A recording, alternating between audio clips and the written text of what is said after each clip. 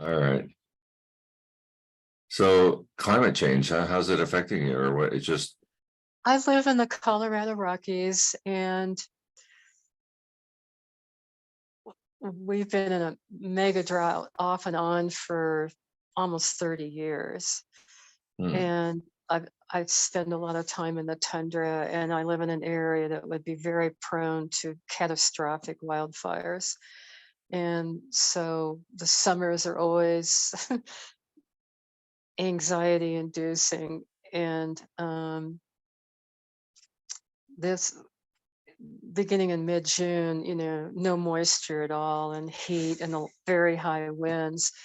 We've had a little moisture last night and today, nowhere near what we would have called normal, 30 years ago. But so we're kind of on the northern edge of that heat dome, and it's blocking the monsoons that are in Mexico that bring us rain in midsummer.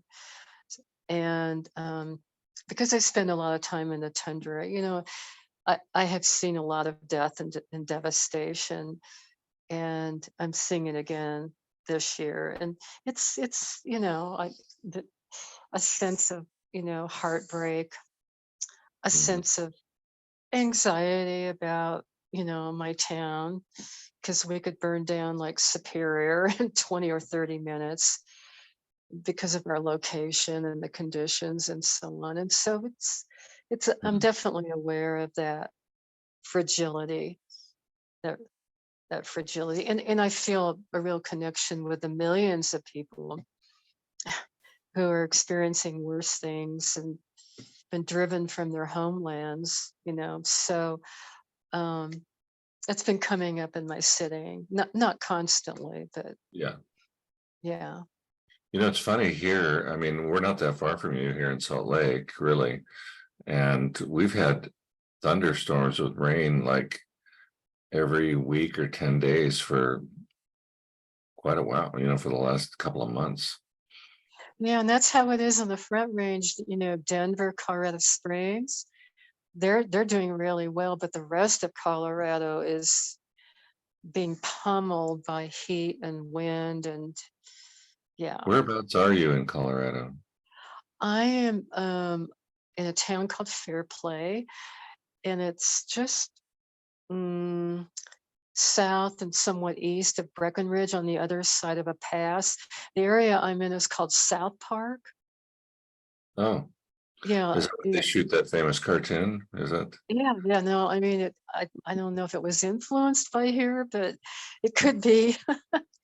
those guys are from Colorado? Yeah, yeah. And so I'm kind of right on the edge of grassland and forest. Right. Uh, They come together right in my area. And so we can get up from either one. And we Yeah. have had fires in the past. But Well, it's certainly something serious. I mean, Melissa, Canada basically been burning down for a couple of months. yeah. Yeah, and I'm in Ontario, and for most of June, the Quebec wildfire smoke, well, I mean, it's been coming across the continent, right? But Yeah. the skies were just yellow, that Yeah. surreal kind of color. In fact, when I was driving home from the airport from the Sachine, I was like driving further and further and further into the smoke. I was Wow. like, this is like surreal, and I don't really know how to hold it Mhm. in my practice. I wrote about it actually in my newsletter today, and it's like, what do we do? What do we do as individuals? Yeah. What's ours to take responsibility for? And how to hold there's grief, but I feel also dread. It's the dread that feels very, very Yeah. um smothering. It's like, Mm. and it's hard to know what to do and like why we're not doing. And just that surreal feeling of like, is it happening? Oh my God, no, it is happening. It was happening all around us. It's accelerating, Yeah. you know. Yeah. Dread is a very heavy feeling. And of course, it's based in the future, right? We're dreading something that, I mean, we have evidence that something's happening now, but we dread that it's going to get worse and worse, or, or it's going to get closer and closer to home, whatever it is we're dreading. But yeah, it's hard to know in these kind of cases. Yeah, what do you do as an individual? I mean, we can make donations, here and Mhm. there, but I don't know. Yeah, I can really identify what you were saying too about dread, because that's the feeling, when you see the smoke and you smell it, and I mean, I know it could happen to me, right? So, in my whole community, and I've had a number of friends lose everything to fires and been evacuated numerous times and so on. And it's becoming a way of life, where by April through October, November, that this is a possibility. And, you know, so I think it's a great question. How do we hold it? What do we do with that in our practice? And because those questions are coming up for me a lot too. S- s- So I really appreciate having this conversation. Yeah.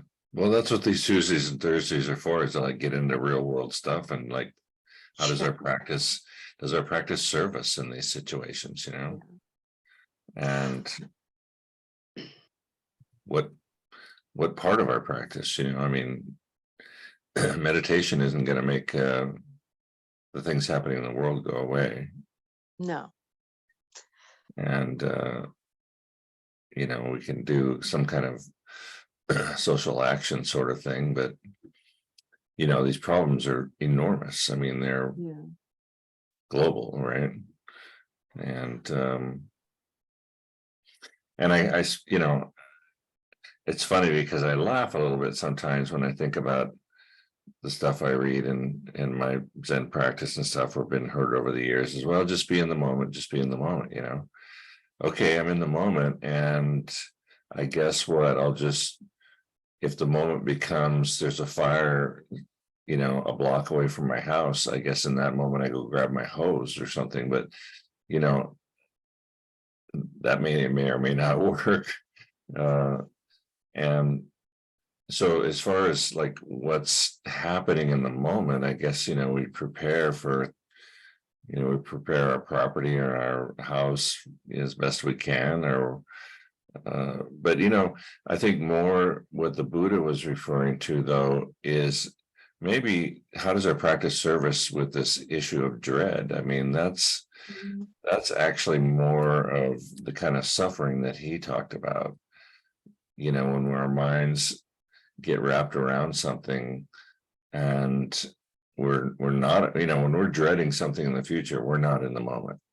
I mean, we're dreading in the moment, but it's about something that we anticipate. And is that help or not? And I don't know. I'm just going to throw the question out there. Well, I think the sitting and so on, brings me back to what's happening right here, right now. And that I can bring more of that into my day-to-day life the more I sit. So there's that aspect, but I also feel like there's some wisdom in the dread. If I do, because it's telling me I need to take certain precautions. Yeah.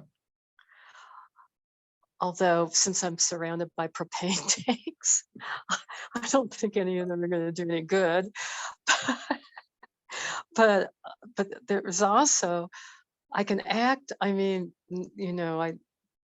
I can think of ways I can become more of an activist, and what's the skills I have and how I can offer them, and organizational or whatever. I mean, and I've written about the subject too. So, I mean, I feel like there are some actions I can take on behalf of, you know, all of us.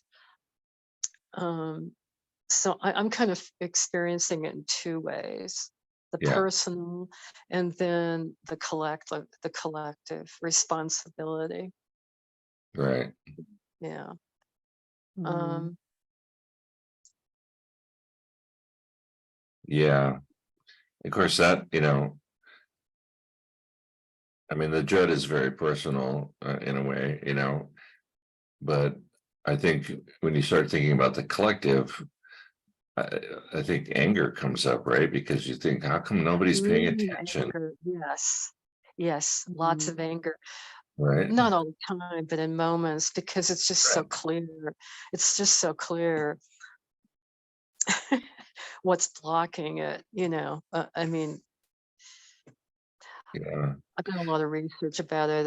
I've been writing about it for 30 years, and I've interviewed tons of scientists. So I'm pretty knowledgeable about what's happening globally in politics that's holding the whole world back. yeah. And Okay, but I also have, but the thing I remember is way back in the 60s, Earth Day, that movement, 10% of Americans started protesting, their anger and frustration with air quality, water, because there were no environmental regulations back then. no, not And really. Richard Nixon, of all people, was a Republican conservative and all of that. But because there were so many Americans out on the streets for a long, many months at a time, protesting peacefully. Really, it was a very peaceful movement, and it did sway. It did have some sway. We would not have the Clean Air Act or the in any of those. I mean, that was Richard Nixon. Yeah, So interesting. yeah, and so it only took 10%. Mm. And what's interesting to me is my sense is that we're all feeling so overwhelmed and powerless by the immensity of it. We may not be noticing, what can we do? What can we do collectively to Yeah, get more attention? And yeah, so I'm not trying to make a political speech here, but that uh, that memory is very useful to me, because the Earth Day movement resulted in huge changes. yeah, And it took a long time, but once you get that critical mass of people, yeah. I was around back then. Dean, hi Dean. I just wanted to let you know that there's just the four of us and our mics are open and we're talking a little bit about well, we started out talking a little bit about climate change but more about the impact that has, this feeling of dread or anger that comes up around that particular issue and maybe other ones too. We probably don't have time to cover everything that brings up dread and anger. But anyway, jump in whenever you want. Okay. I'm more on the dread side of the street myself. So On the what side? on the dread rather than anger. Yeah. that's coming up for you. A lot of dread. Mhm. Yeah. Yeah, it's like not helpless, helplessness, Mm. Yeah. inevitability. What are you going to do? Yeah, I think helplessness is really tied into that, right? And we were talking to Dean, just to bring you up to speed a little bit about, how is our practice helping or not helping, us deal with these things that come up around so. Yeah, I've been really feeling this week like huge gratitude for the practice. I'm just like, I'm so glad I have a practice, because things sometimes just feel so heavy. Like, at least I have my practice. At least I have others who share the practice, And then this week, I kind of also feel like, I mean, I live in the forest, like I live in the middle of nowhere. But like, do I need to get a megaphone and like run down the streets and be like, we need to wake up? Like, I have this feeling of Yeah. that impulse, but I'm like, who do I tell that to? Do I just feel that crazy impulse to be like, come on, like the time Yeah. is now, which is helplessness in a sense, like there is a desire for people to have a practice also, but there's part of it is just like, help, what do I do? Is that, it seems so juvenile, but Yeah. I think I can speak for myself here, it's just kind of your ordinary neighborhood person, It's like I feel so disconnected from the levers of power.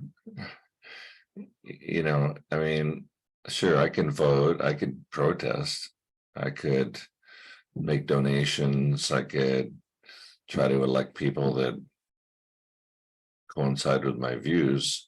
Although I'm not a one issue person, so it gets very complex, but as far as my practice, I think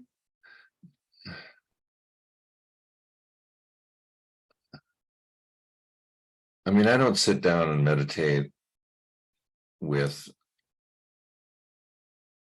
the idea of solving a problem in a way. I mean, I don't, or at least not a specific one. I mean, that's when when I'm washing the dishes or stuff like that is when I start thinking about, okay, how am I going to fix this or that, and it might be just something around the house or something in some relationship or something in, the world, whatever.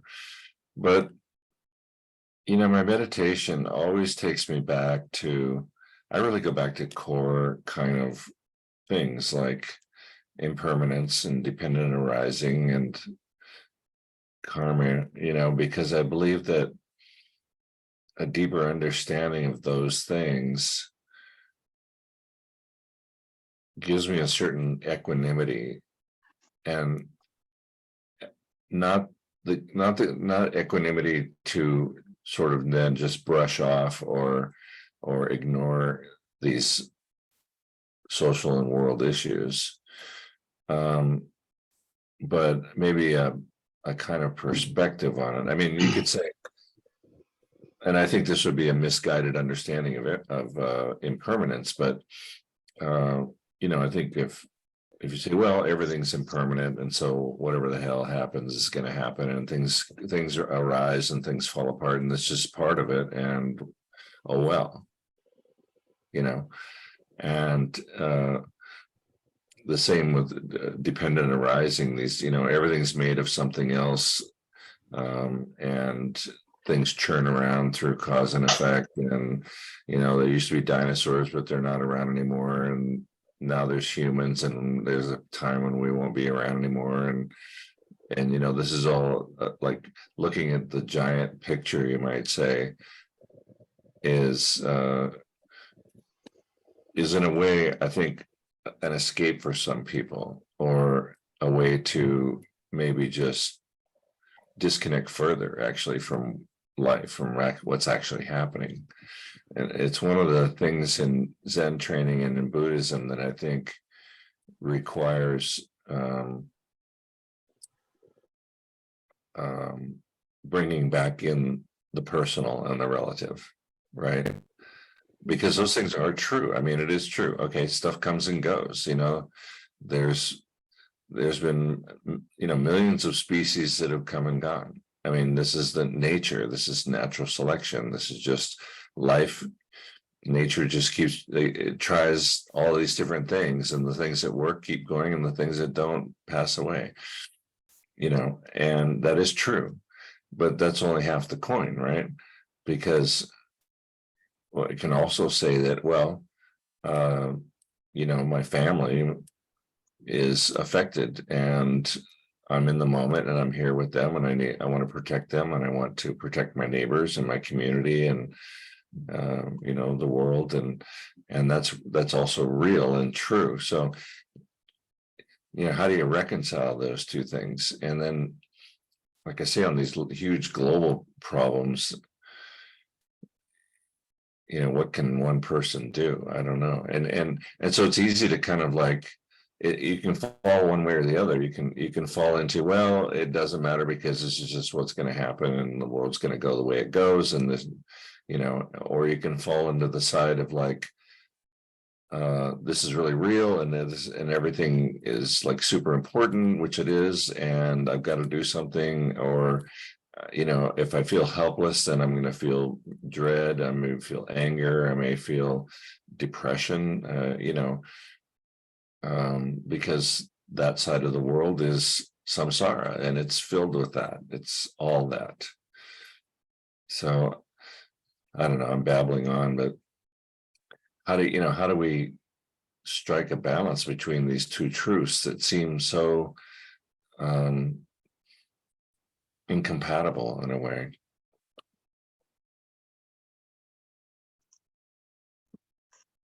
On one level incompatible, but on another level they can support one another, because the subjective experience tells us when we're overdoing, we're over, you know, we're getting too wrapped around the axle.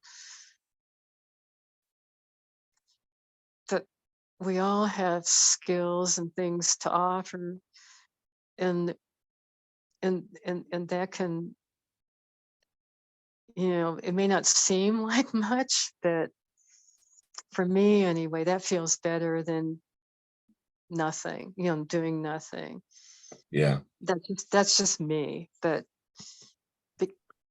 and so I think the two can inform each other, I guess that's what I'm saying. Yeah.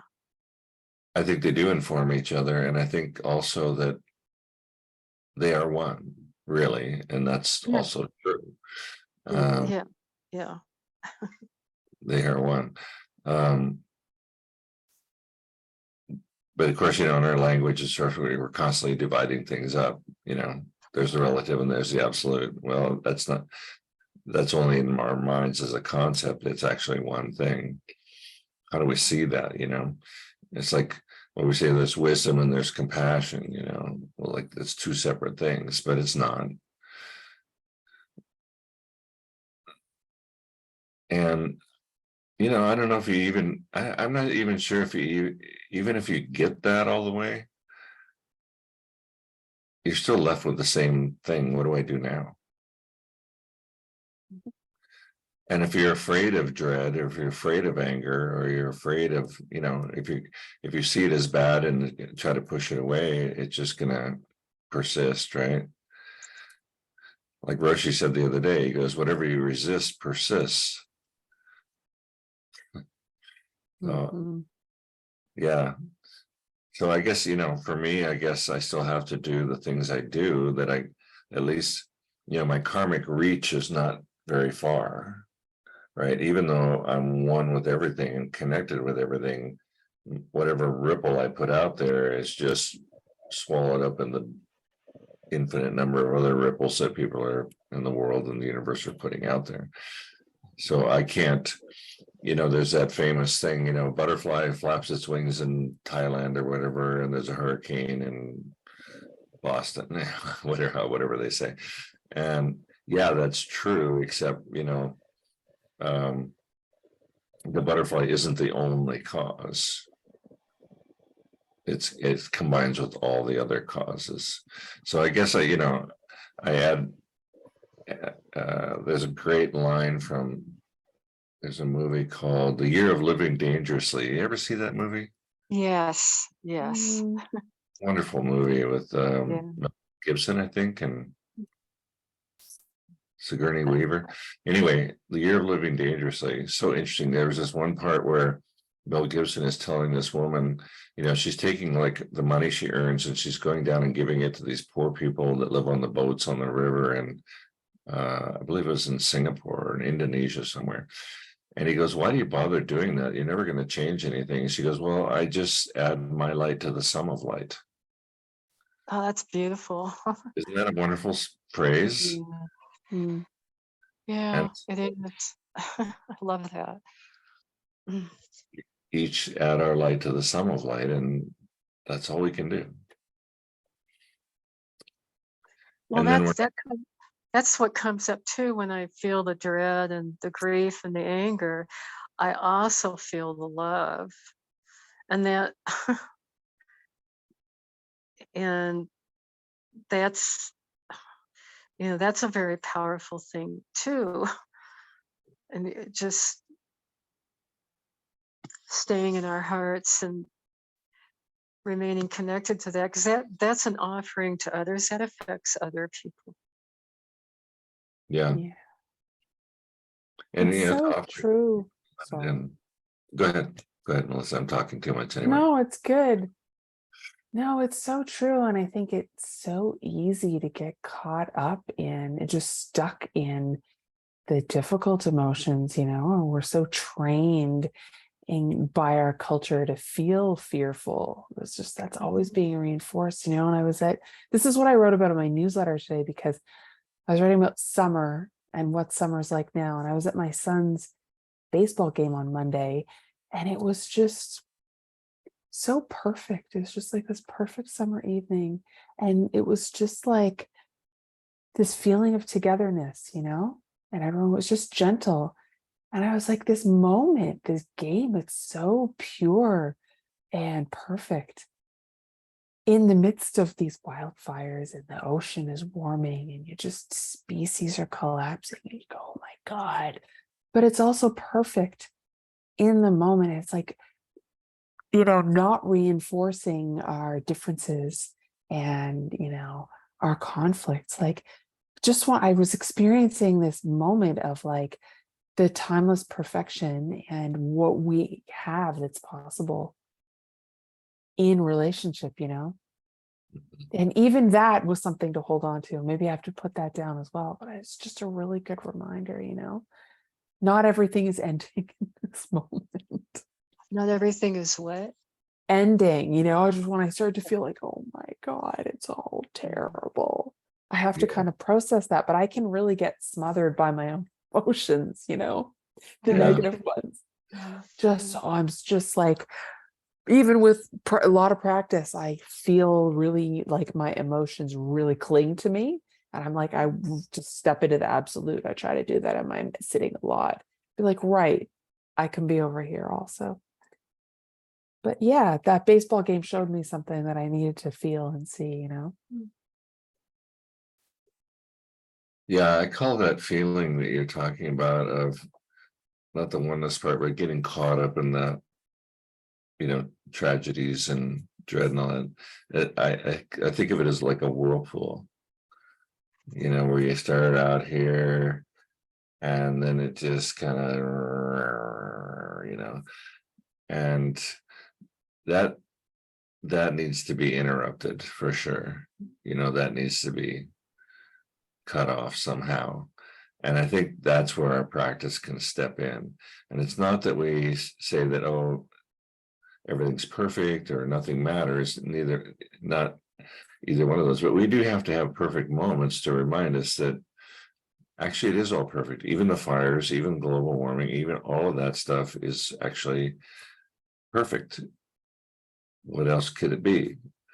And it's kind of hard to wrap your mind around that in a way, but if you look at the totality, that's what it is. But yeah, definitely the moments can remind us, the good and bad ones, right? It's this big churning mess. Have you guys ever done this Tibetan exercise? Jane, maybe you know about called Tonglen? Yes. Yeah, I did a lot of it when we invaded Iraq and Afghanistan. Okay. Yeah. I was doing it every day. Yeah. Melissa, do you know about this? This a is little bit. I've never embraced it enough. Like little, I could do more nurturing practices for sure. yeah, I find, from the Tibetan work that I did, I find it very nice. It's something you can sort of do anytime, and you can change up some of your other practices with that, but just to just to start small, and breathe in whatever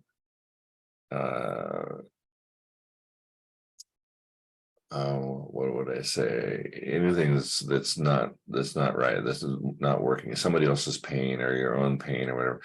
Breathe that in and imagine it to be kind of this dark, oily smoke. That you would never want to breathe in, but just you breathe it in and it transforms, and you breathe out. Clean air and well wishes and that kind of thing.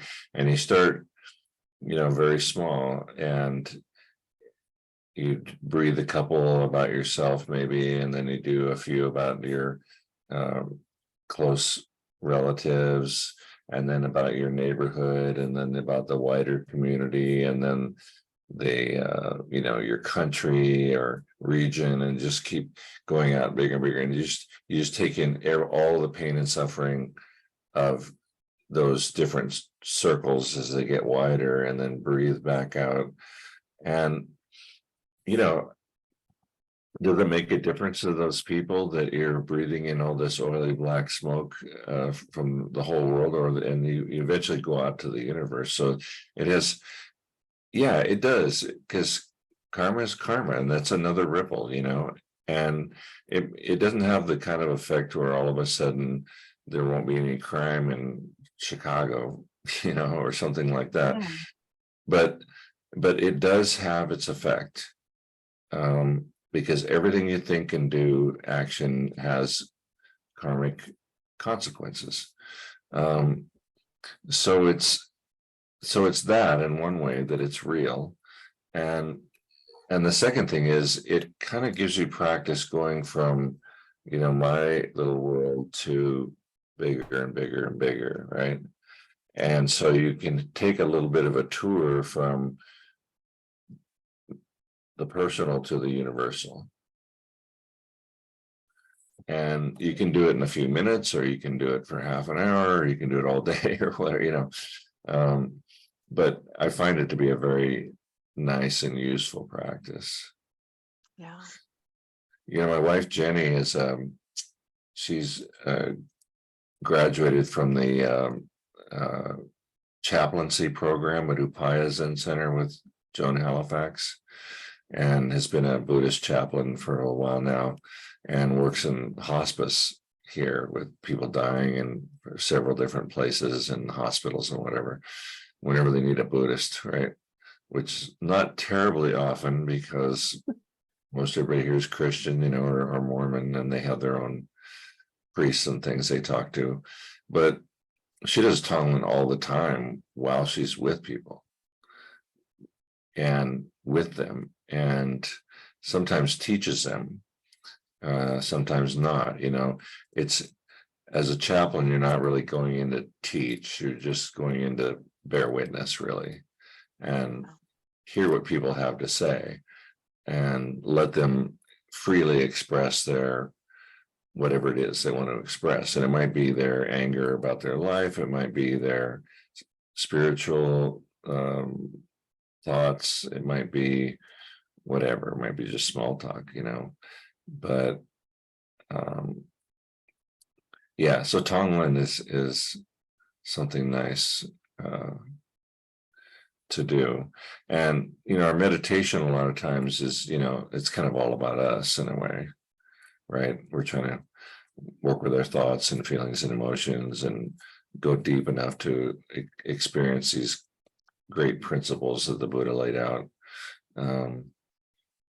So it's a more outward kind of exercise but it's private. Nobody knows you're doing it. So yeah. Well, Jane, I certainly hope that no fires happen near you. I'm going to look you up on Google Earth and look at that town and see what that's about. Yeah. We did get a little bit of a break yesterday and today, but I mean, because the heat dome is blocking the monsoon, the expectation, the forecast is that August, September, October is going to really be heavy fire season. So Unless the monsoon breaks through, huh? Yeah, and if it does, we need a lot of it, not just a little No, I here. know. Yeah, Yeah, yeah. it dries fast. So, This is an El Nino year. I think that may have something to do with it. yes, it does. Last year we had the first El Nino in about 25, 30 years that I would consider how it used to be, Mm. and it Mm. was just magnificent. Yeah. Because I think Colorado and Utah too, it hasn't been wet for like 12,000 years or something since the last ice age, right? But Well, I mean, really, it's been pretty yeah, dry. in Colorado, I mean, the mountains of Colorado would be wetter than Utah because Yeah, it just depends on if it's a La Nina or El Nino and a lot of other factors. But yeah, because the mountains can, if there's enough moisture in, they can create their own systems that yeah, we're seeing less and less of that and more of Virga, where you just see the moisture and it just evaporates in the sky.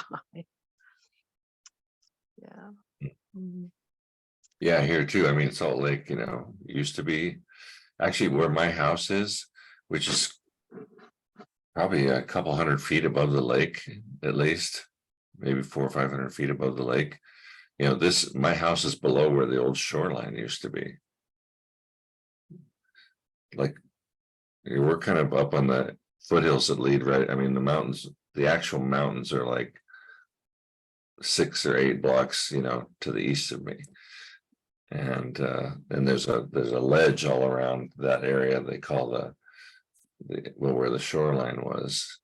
And from the old Lake Bonneville that was here after the Ice Age, and now it's just a thin little puddle out there. It's big, but it's not very deep.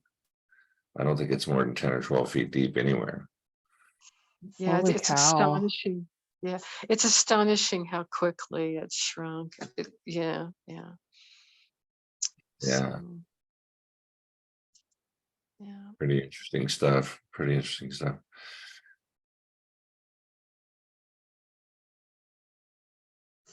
Mm. Yeah, Jane, it's interesting. You go back to I got a high school. I graduated high school in 1969. Okay, And just a year after me. I'm 68.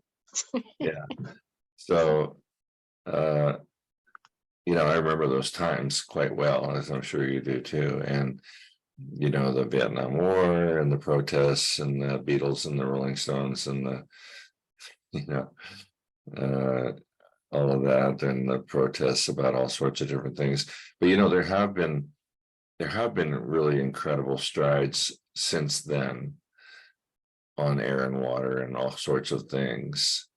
Um, I always laugh. My wife says, like, make sure you buy, the organic this or that, and I'll be like, God, if you had any idea what my parents were feeding me in the 50s and 60s, it's amazing that I made it this far, right? Yeah, no And kidding. Yeah. and just the cars, the car pollution and the everything, and the water and oh my God. I remember, growing up in Seattle that, there were times, Lake Washington, you couldn't swim out there. It was full of Yeah. sewage or algae or whatever. But that's all been cleaned up. And I also remember being in Los Angeles in the 70s when you literally couldn't see 2 blocks, and it wasn't fog, it was smog. Yeah. And it was horrifying, and you couldn't hardly breathe. Your eyes are watering. In LA, you can see all the way across it now. Yeah, I have been I was there 10 years ago, and it was clear as a bell and pretty nice. So there's been great strides, but I think globally, not necessarily. Maybe the US and Europe and Canada, but the biggest polluters in the world are still in Asia by far, huge amounts from China and India mainly. Yeah. So I don't know how, any protests here would have any effect over there. Well, but actually the US is still number 3 and Yeah, number yeah. 1 in some ways and number 3 in other ways. So yeah. Yeah, It's I just know. so I'm not saying that we limited. don't contribute, but Yeah. and the giant economies obviously are going to be the ones that put out the most because we have the most people and the most cars and factories and all that stuff. But I and I'm not trying to make us look good and then bad necessarily, but I was just wanting to think about what I personally might do to protest or whatever, or carry a sign around or make donations or vote. I don't know how those people are going to have to rise up themselves. I've seen pictures of Beijing and Mumbai and New Delhi and places like that where it looks like it used to look in Los Angeles, and the Yeah. local residents, can't be happy with it. And what part of they're going to have to rise up somehow themselves. I think is really our only hope. It has to be a grassroots thing. Well, I mean, I participated in the Women's March after Trump was elected, and it was incredibly powerful, empowering, and uplifting, and energizing. And you know, that's a bunch of women decided to run for office and got some new blood in, and so I mean, sometimes just you get more energy and creativity out of something like that that starts to have an effect. Well, people do pay attention to that, and yeah, so I'm not saying that doesn't have an effect. Um, I mean, it's better than doing nothing, right?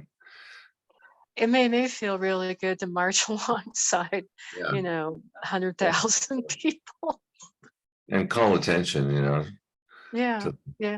It really it felt great, and to see all these different generations supporting each other, and you know, it was really an amazing experience. I'll have to say.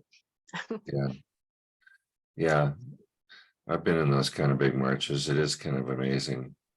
Mhm. The I just wonder, and this goes back to our practice a little bit, people, everybody needs attention, right? We all need approval. We all need to be respected and recognized, and it's not necessarily unhealthy. It can get unhealthy, of course. And but the rise of social media is one of the things that's really got me concerned. And Mhm. partly because it's given so many people a platform, and some use it for good, but I think the vast majority of people, it's really kind of an ego trip, right? Particularly young people. I think it's like it's a place where they can put up their pictures about how cool they are and how, and all this, and their friends can check in and either like it or hate it. And of course, a lot of abuse goes on too. We just watched an incredible show the other night about bullying, and what happens to young men and women.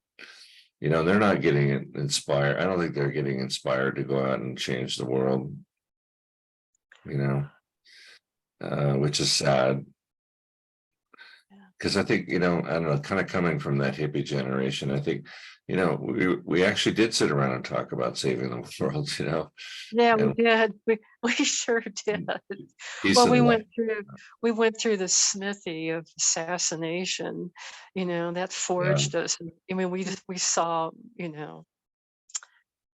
Martin Luther King and John F. Kennedy, and that had Mhm. a profound influence on our generation, I think, yeah. what we could tolerate and what we wouldn't. Mhm. And maybe it takes that, maybe that's true. It takes those giant events like that to sort of shock people into action, right? I mean, I remember I think I was in seventh grade when Kennedy got shot, and it was like a year later that Martin Luther King got shot or something, or Mhm. a couple of And years then later. RFK. Yeah. Yeah. And it was like, holy crap, the world's different than I thought. But even, I have to say that, the whole peace and love thing kind of went by the wayside during the 70s and 80s, and in a way, and people were more interested back into their own making money and being cool and, having families, and that it it wasn't all bad, it wasn't all good. It just the focus shifted. But I wonder what kind of an event it would take now to kind of, global warming is like this, it's like this slow motion train wreck, right? And that's why people don't really, I mean, if there's a big storm or hurricane, okay, it'll make the news and people go, oh, this is because of global warming, but then it goes away and we're off to the next thing. And what kind of catalyst can there be? Well, it's true. And I think in the climate movement, there's a big debate about like, do you scare people into action? Like, how much fear do you use to help people to get with, like, this is happening now, But I think the kids these days, like, social media does really reinforce the presentation of self, but I think lots of kids also see what they're inheriting. Like, that is Mhm. causing them to move into action because they're like, what are y'all leaving us with? Like, if I was Exactly. 19 right now, Yeah. I'm 43. So I do have the sort of slowly, like the frog in the pot, but like, I think if I was 19, I'd be like, fuck, and my son's 13 and I'm like terrified, for him. I think, yeah, Yeah. I think there's a real sense of betrayal. I mean, I haven't taught in a while, but like an anger at, my generation and so on, rightly so. Well, yeah, I Um, mean, we're yeah, boomers, right? yeah, and I understand why they feel that way. Yeah, I felt that way Um, about my parents. My daughter yeah. actually asked me a couple weeks ago. She goes, "Dad, are you a boomer?" I said, "Yeah, I am." She goes, "Oh," and I thought, I don't know if she even heard that, right? We have a great relationship, but yeah, I don't know. Sometimes it takes these big events. Of course, for my parents, it was World War II. Yeah, and the depression. Yeah. Yeah, and for Totally. my mom lives with us. She's going to be 98 in September, and she's lived with us for like the last 8 or 9 years. And for her, it was the depression, and that's why we don't waste anything, and we clean our plates and don't buy anything unnecessary, and save, right? Which is a great thing. Yes. Uh, but it's a little bit unheard of nowadays with this, free credit, right? We can get anything we want and pay it off later. So I don't know. Yeah, the generation thing. Um, the other thing about having these social media platforms and so much media out there that there's, and I think it's good in a way. What was different, Jane, when you and I were young, and maybe for you too, Melissa, is when there were only 3 or 4 channels that we got our news from, it would everybody would kind of hear the same thing, and we'd all kind of, for the most part, come to the same reactions, and things weren't so divisive. There were debates and everything like that. But now there's a million media channels, I mean, on the internet and even on cable TV and everything. And so every group in the world that's got a gripe or a grudge or a grievance is now, wanting action. I saw, it's kind of a funny thing. And a guy said, he goes, man, there's so many nonprofits filled with angry people. Well, just think, you know, however we engage in whatever way, by offering something without anger. Yeah. I mean, that's a real relief to people because I've been trying it out locally and I can just see, I think there's a fair number of people out there who really would welcome that, Yeah.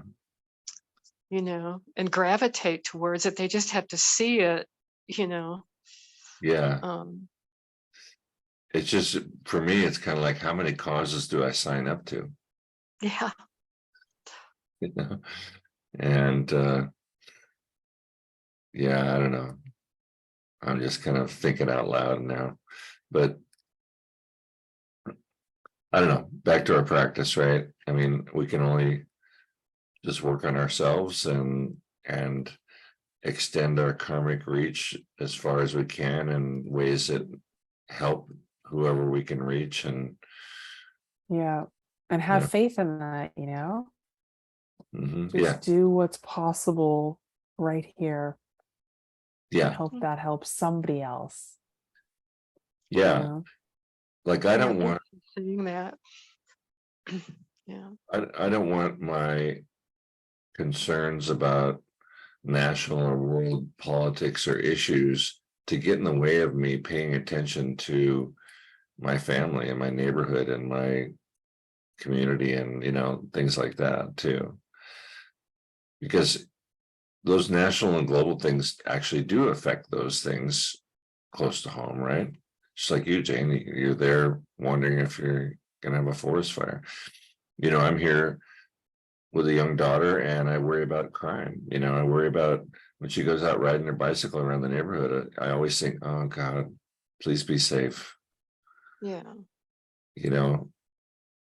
Don't get hit by a car, don't be picked up by some stranger, don't. And I guess that's all parents feel that way, but yeah. So I'm not thinking about global warming when I see her take off on her bike. I don't know. Life, it's crazy, isn't it? It is crazy. Mhm.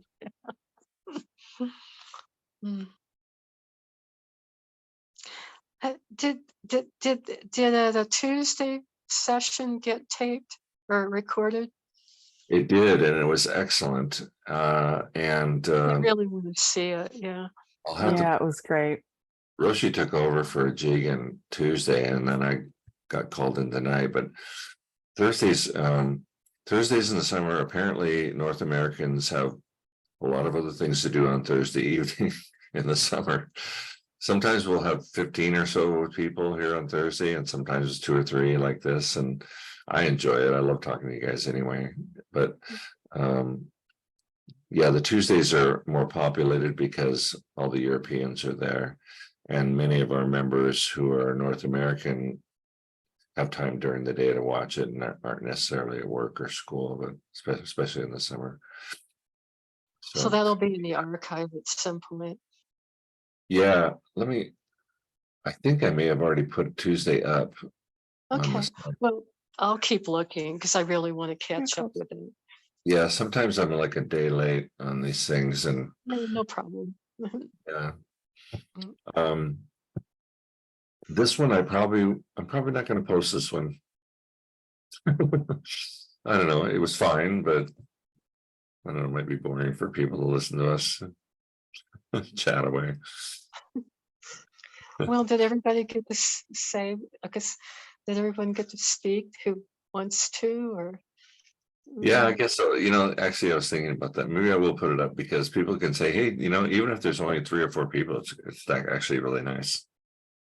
So, Well, it might be a subject that is on a lot of people's minds, given that, Yeah. and it might help in that way. okay, you convinced me. I'll put it up. I'm not trying to create more work for you. Oh no, it's really not much work. It takes time because it takes like I only have to click buttons, right? So like as far as work goes, it's not really much work. It just takes time to like process the video and then upload the video and then link it on the site, and it's just clicking buttons. So I actually don't work that hard. I know people are so nice to me about thanking me for all the work I do, but they're surprised how easy I've got it. I'm good at automating things. The skill efficiency. Yeah. Yeah, it stems from my natural laziness. It does. I enjoy time to read and meditate, Yeah. talk to my mom and my wife and my daughter, and I have a band that I play in, and I got it pretty good. I'm pretty grateful about everything. So, well, thank you for coming. It's been a pleasure. Yeah. And I'm glad I came. It's been great to spend time together. Yeah, no, I really appreciate what both of you had to say. And wasn't there a fourth person on the call? Or there was Dean who came in late and he kind of bailed out. And I think I don't know, for whatever reason, he probably thought, Yeah. oh, I don't want to Yeah. butt in conversation or Okay. something. I wanted to make sure there was space for him if he, Yeah. I see Dean here in Salt Lake. Okay. From time to time. I'll see him Saturday actually at Margaret's thing. So, yeah, good. Well, thank you for your time, everybody. Mhm. And work on that dread, huh? I'm gonna do some Tonglen. I love that. Yeah, do some Tonglen. You too, Jane. I will too. All right. Okay. We can, Good night, you guys. Secretly. Good Thank night. you. sleep well. Yeah, you sleep too. well.